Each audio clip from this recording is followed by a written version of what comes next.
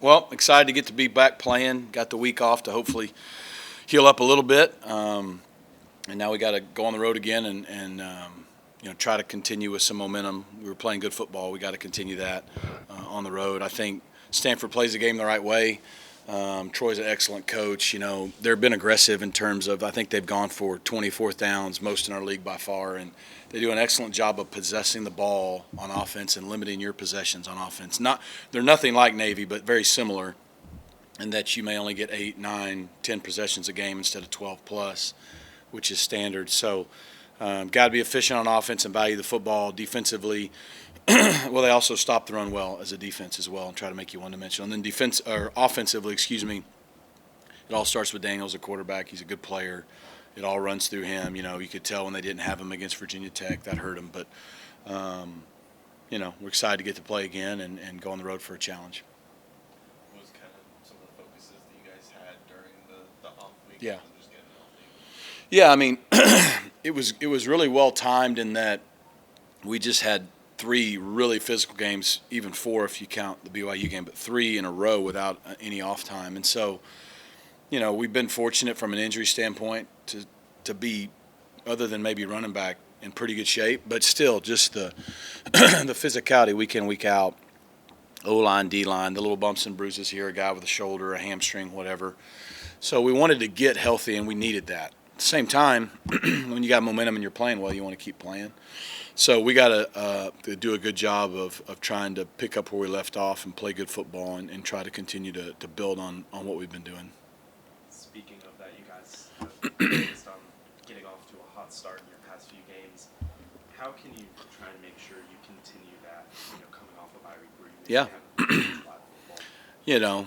I know it may surprise you, but we always want to get off to a good start. So we have done a better job of that our last 3 games. And so, and I think particularly on the road, you want to get off to a good start. Just kind of relaxes everybody, gives everybody confidence. It doesn't mean you necessarily have to go down and score a touchdown every time. But, I think our guys are locked in. Yes, we can't let there be any kind of hangover coming out of the bye week or any rust. But, just do your job, execute, make plays. So that's something we're going to need to do again Saturday, and we're always focused on it, and hopefully we can do it again. Coach cliche in sports is we take things week by week, but when you look at just the scheme of this broader scheme of this season, and you've gotten by a lot of your toughest games, you're probably going to be favored in the rest of those that are ahead. Is this the exact position you hoped your team would be in at this time of year? Well, before I answer that, glad Billy showed up. Everybody. Make sure. Did you bring the afternoon paper? Yeah. Okay.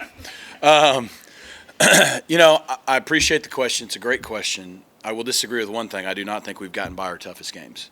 Yes, preseason hype, we got by our toughest games on paper at the beginning of the year. But now you look, I think 5 of our last 6 opponents have winning records.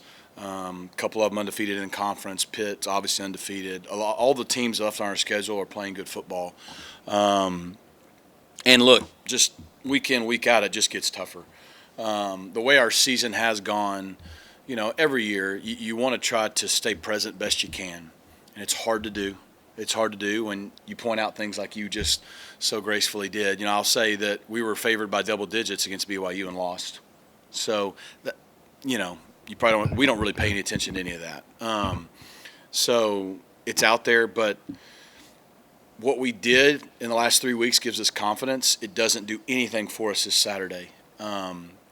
We're entitled to nothing. We get nothing for it. We have to go play well. And, we've tried to break our season into 4 quarters because it's just kind of how it works. We won the first quarter 2-1. We were able to go undefeated in the second quarter. We're starting off the third quarter of our season, so it's almost like, man, you came in at halftime to rest up, recharge, regroup. Can you start the second half fast? And in a football game, that happens all the time. Guys come out slow starting the second half, or they don't. And a lot of times that sets the tone for the second half of a game. So we're starting the first game of our third quarter. That's our sole focus. If you continue to play good football and win, then every game after that becomes a bigger game. And if you don't, then you got to stop asking me that question. So I hope you keep asking it. But we have much respect for everybody on our roster. And back to the original challenge from the season. We said going into this year, we felt like we had a team that could compete. So far, we've proven we can do that. But what we've never done is play 10 straight games like this. I say never, 30 years. We've only played 4. We still have 6 to go. So how does the week in, week out grind affect us from a depth perspective, from a physicality and a health? We have a physical football team. We play physical. That's what we have to do. But how will we hold up? I don't know. That's one of the things we're going to learn. So I think there's some really, really big challenges in year one ahead of our program in the last 6 weeks, and it doesn't just have to do with the record, although we have put ourselves in position for these games to be meaningful. How much do you look at Stanford's game against Syracuse and their success that they had versus looking at what other teams have done to them the last 3 weeks? Syracuse's only loss, I believe, correct, on the road on a Friday night. Road teams hardly ever win on the road, midweek games. You look at times they've shown not only they beat Syracuse first game of the season, they were in control of that game for about 3 quarters against TCU. We know what kind of talent they have. They go to Clemson. That game was tight through 3 quarters. I think the Virginia Tech's the outlier because, again, their quarterback didn't play, and he's really what makes their offense go. But defensively, they're an aggressive, play hard physical unit. They force a lot of fumbles. They stop the run. They make you earn everything and beat them. And that gives them a chance to stay in every game. And then the way they play ball control offensively, like we're going to have to get off the field because if we let them possess the ball for 4 and 5 and 6 and 7 and 8 minute drives, that game shrinks quickly. And they won a game with less possessions. We won a game with more possessions. And so, we've all had our games that they go our way and they don't. I think last week, on the road, they're probably going to tell you they wish they could have played better. But you got to look at the history of how they played against an opponent like TCU, how they played on the road against the Syracuse, how they played for 3 quarters at Clemson, and just understand that you have to play really good football. We have to continue to do the formula that's worked for us. We have to be able to stop the run and run the ball. We have to win the turnover battle and win the explosive battles. If we can do that, I like our chances. What's the reception like on the recruiting trail when you are ranked in the top 25, Yeah. getting out there around town, helicopter? Yeah, it's good. It was good to be out in our city watching some great high school football. I think there's a lot of buzz in the city about SMU, and that's great. That's what we wanted, to be in this position, to be in this league. Again, the best thing you can do for recruiting is win. So, if you let it fizzle out the second half of the season, it doesn't mean we still haven't done some good things, but, people forget about some of that. But, no, it's been good. I mean, this is the position we want to be in. It's going to take 2 and 3 and 4. You got to stack recruiting classes when you go to this level of football to sustain it. So it's good to show that we belong. Now we got to continue to compete and finish down the second half of the season so we can maybe capitalize on some of the potential recruiting opportunities we'll have. When you're having your big picture conversations during the bye week, are those conversations any different when you're coming off the BYU loss versus coming off of 3 straight wins? Yes and no. I mean, look, when you come off a disappointing loss against who's proven to be a really good team, but where you felt like, we let some things go, it's a little easier to be urgent about fixing them, right? Human nature, when you come off 3 straight wins and you get a chance to pause, it's not like we played TCU, Florida State, Louisville. We had to continually just go to the next game. We didn't have time to sit around other than that night after the game and really enjoy our win. We had to go get ready for someone else. And then when you have a full week to kind of exhale, in some ways, good ways, but now and then to your point, you're ranked, and people start patting you on the back and telling you and your team how good you are.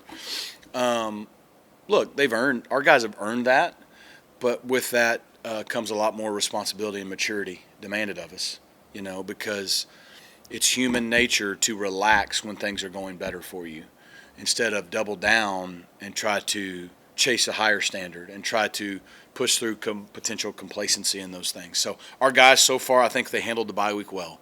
We needed to balance that fine line of getting them as rested up as we can at the halfway point of the season without, not doing anything and losing our edge. They got a good weekend to rest.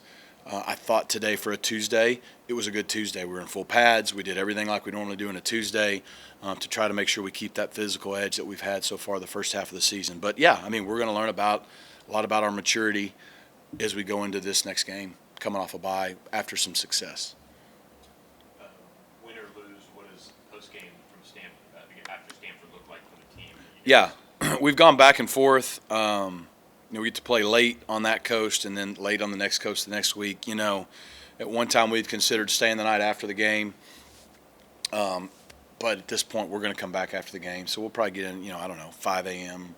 plus on Sunday, probably similar to Nevada. And there's concerns with doing it either way. If you stay, it's out of routine. You get back at like 5 on Sunday. Are guys really going to sleep after a late game? Who knows? Come back, they will have the whole day Sunday. And then the way we do things Monday is physically not a real demanding day for them. There was a little bit of a hangover after the Nevada trip. Anybody who, it's like taking a red eye, But I think by and large, the way we do things, that'll give us the best chance to stay on routine. I have a feeling those guys will sleep a lot on Sunday. It'll probably be harder on the staff than them. Regardless of what you do, it's a lot more fun if you can win. So we need to go get the win, and then it won't be as big a deal. I know you said the coast-to-coast travel isn't as much of a concern, but having all these late games, is that just something new that the teams had to adjust to? I don't think so. Over the last 2 years, I feel like we've had a good balance of early and late games. So, no, the late game, usually as a coach you worry more about early games, but, thankfully we're a morning practice team, so that doesn't seem to be an issue. And guys are usually, especially if you're at home, you like night games, better crowds, better atmosphere. I don't think it matters, when you're going to fly all the way back from the West Coast and lose all that time. Sure, you'd love to kick out there at noon, like I think Virginia Tech got to do, but it doesn't matter. And teams have been doing it for years, going to Pac-12 schools and playing, and everyone's got parts of their schedule that are more positive and others that are more challenging. Back-to-back road games on each coast. I like the challenge, so we don't really need to worry about the travel back in the next game until we worry about this game anyway. So we need to go play well against Stanford. Have you seen the O-line's progression, particularly Coach Yep. Justice talked to us about after about that first bye week? Yeah. How important that was to getting personnel more consistent, kind of get Yeah. the mindset in. I think the O-line's been really steady. The O-line's a lot like a deep snapper or holder or kicker. They only really get noticed when something bad happens. And so in 6 games, we've got 6 sacks, and one of them's not even a sack because Kevin was scrambling and fell. So we've given up 5 true sacks. 4 of those 6 games, we didn't give up a sack. So the 3 happened in 2 games. So we've had our tough moments like every unit will, but I think they've done a nice job. We've ran the football well against good competition without having a lot of negative plays. That's what really kills you is negative plays. You can hand the ball off and get no gain or 1 or 2. Okay, that happens. It's when you go backwards. So I think from the standpoint of eliminating a lot of the negative plays in both the sacks in the passing game and in the run game, I think they've done a solid job. I think the last couple of weeks have been better. We've got the unit. We know our top 5 or 6 to 8 guys, and they're all rotating, and the roles have kind of been defined. And a couple times, like Jakai's got banged up, it was good. J.O.'s played center now. He pops in. And so, guys like Ben Spark seem to come in late in games and give us a spark, no pun intended. And so I think we're in a good place. But just like our unit, it's what is our mindset? What are we chasing? Are we chasing our standard? Are we trying to go out and still pursue our best game that we have not played yet? Or are we relaxing? And so that unit's got to double down on what they've been doing the last few weeks. Any injuries you can update after the bye week? Oh boy, I don't think we had any. I think Tank's in a much better place. Tank Booker. We didn't really have him for Louisville, but the bye week and that week have really helped him, so he's available. I think it really helped guys like Burchard and LJ. Burchard, you could tell he was really tender on that shoulder against Louisville. I think it's really great to have LJ back. When he's been healthy in his career, he's been really productive. You look at Florida State, he was averaging 7 yards a game till he went out. We had him. Or maybe that was TCU. But we had him available last Saturday against Louisville, but, didn't until later in the game. But when he came in, he made some big runs in the 4-minute situation in the red zone. So I think getting him back's big. So I think we're as healthy as we've been in a minute at that position. I just think, look, you're never healthy after the first game of the season. So our guys are playing banged up with bumps and bruises, normal football stuff. But the week helped them. The only one that's probably not going to be available this week would be Romello. I think everyone else, unless I'm missing somebody, should be back and available. Anything else? Awesome. All right, Billy's got 10 push-ups for being late.